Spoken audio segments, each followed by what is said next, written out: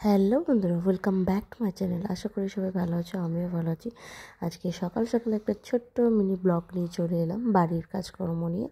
তো সবাইকে good morning. আর হ্যাঁ বন্ধুরা, যারা এই ব্লগটা দেখছো এখনও সাবস্ক্রাইব করে নোটিফিকেশান অন করে নাও, তাহলে নিত্য নতুন ব্লগ আমার সবার আগে তোমার কাছে পৌঁছে যাবে। আর হ্যাঁ, তুমি যে ব্লগটা দেখছো স্কিপ করে দেখো না, পুরো ব্লগটা দেখো, খুব খুব খুব ভালো লাগবে তোমাদের। আর হ্যাঁ বন্ধুরা, দেখো সকালবেলা ঘুম থেকে উঠে চোখ ঘষতে চলে গিয়েছিলাম ফুল তুলতে। ফুল তুলে নিয়েছে, কারণ আমাদের এখানে ফুল তুলতে গেলে ভোরের বেলা উঠতে হয়, তা না হলে ফুল পাওয়া যায় না। তো তার জন্য আজকে সকালে একটু তাড়াতাড়ি উঠেছিলাম, উঠে চলে গিয়েছিলাম দুটো ফুল তুলতে। কারণ আজকে ছিল গুরুবার, মানে বৃহস্পতিবার, অঘ্রান মাসের প্রথম বৃহস্পতিবার। তো তার জন্য পুজো দেওয়ার জন্য আমাদের তো ঘট পাল্টানো হয়, পুজো দেওয়া হয়, প্রত্যেক বৃহস্পতিবারই ঘট পাল্টে পুজো দেওয়া হয়। তো চলো, এখানে আমি সব কিছু কাজকর্ম সেরে নিয়ে ফুল টুল তুলে নিয়ে এসে বাসি কাজ সেরে, মেয়ে ঘুম থেকে উঠে গেছিলো। তো ঘুম থেকে উঠে যাওয়ার পরে ও বললো মা পাউরুটি খাবো। তো আমাদের পাড়াতেই আসে পাউরুটি, তো পাউরুটিটা কিনে নিলাম। পাউরুটি কিনে নেওয়ার পরে দেখো মেয়ে কেমন শুয়ে জানলার মধ্যে, আর আমাদের সকালবেলা ঘরের জানলা খুললেই রোদ্দুর পড়ে যায়, একদম রোদ্দুর পরে আমার বিছানার মধ্যে পড়ে।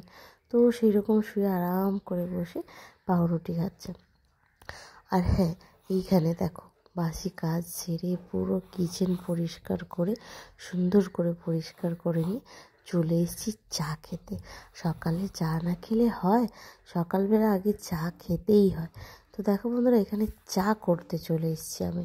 আর এখানে এই যে দেখতে পাচ্ছ বাটি ভর্তি মালাই।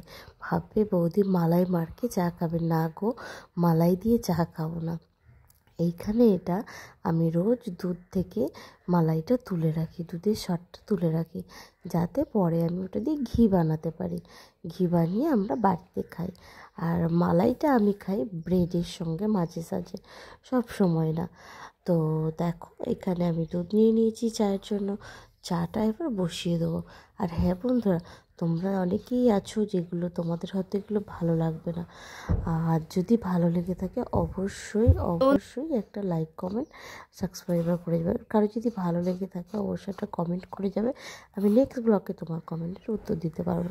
তো চলো, এখানে চা আমার রেডি। এখানে চা রেডি হয়ে গেছে। আর চা বন্ধুরা, যতক্ষণ না একটু বেশি লিকার দিয়ে, দুধ যত বেশি লিকার দিয়ে যতক্ষণ না ফুটবে, চায়ের একটা সৌন্দর্য, আর দেখতে যেমন সৌন্দর্য লাগে, খেতেও কিন্তু সেরকম ভালো লাগে। আর দেখো, আর না হলে কিন্তু দুধের গন্ধ আসে, কাঁচা দুধের গন্ধটা ওঠে চা দিয়ে, ভালো লাগে না, চায়ের খাওয়ার কোনো ইন্টারেস্টই আসে না। তো দেখো এখানে চাটা সুন্দরভাবে আমি ফুটিয়ে নিচ্ছি, কারণ চা ভালো করে না ফুটিয়ে নিলে খেতে ভালো লাগে না, সেটা তোমরা সবাই জানো, যেটা আমি বলে দিলাম আগে। তো এখানে চা নিয়ে চলে এসেছি 2 কাপ।